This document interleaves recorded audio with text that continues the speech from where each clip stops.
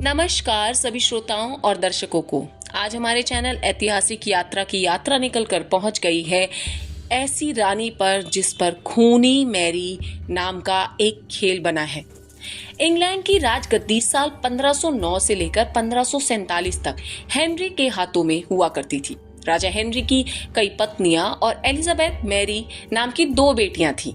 इनमें मैरी राजा की पहली पत्नी की बेटी थी। राजा हेनरी को मैरी को ज्यादा पसंद नहीं थी, इसलिए महल में उसके साथ बहुत बुरा व्यवहार होता था।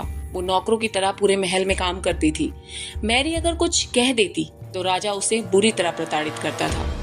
सन 1547 में जब राजा हेनरी की मौत हो गई तो प्रजा की इच्छा से मैरी को ही राजगद्दी दे दी गई। वो इंग्लैंड की रानी बन गई। उस समय इंग्लैंड के हालात बहुत अच्छे नहीं थे। इंग्लैंड दो धर्मों कैथोलिक और प्रोटेस्टेंट्स के बीच में बटा हुआ था और दोनों ही धर्मों के बीच भयंकर लड़ाई छिड़ी हुई थी।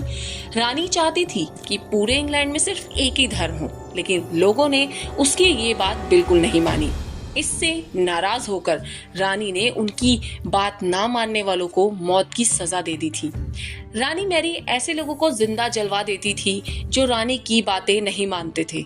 रानी की इस क्रूरता की वजह से इंग्लैंड के लोग रानी के खिलाफ पूरी तरह से हो गए।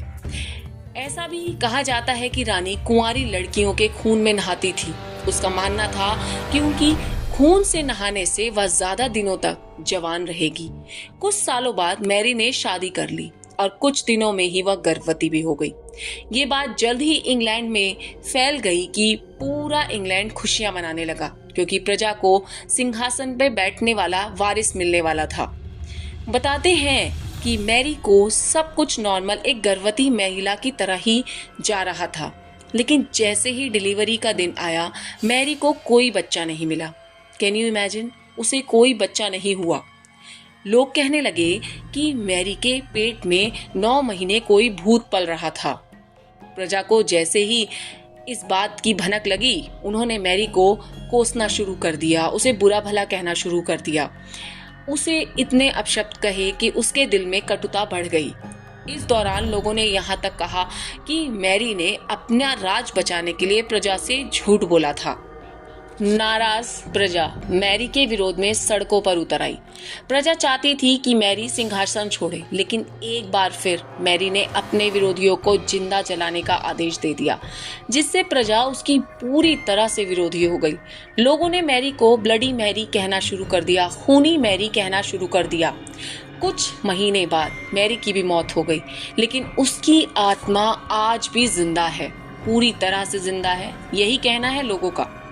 इसी पे आधारित है 3 बार ब्लडी मैरी गेम, जिसमें रात के 2:22 से लेकर रात के 3:33 तक अगर आप एक अंधेरे कमरे में आईने के सामने मोमबत्ती लेकर खड़े हो जाएं और 3 बार ब्लडी मैरी कहें तो एक चुड़ैल जैसी खानों आंखों से खून टपकाती हुई औरत दिखाई देगी। कभी कभी उसके साथ एक बच्चा भी दिखाई देता है।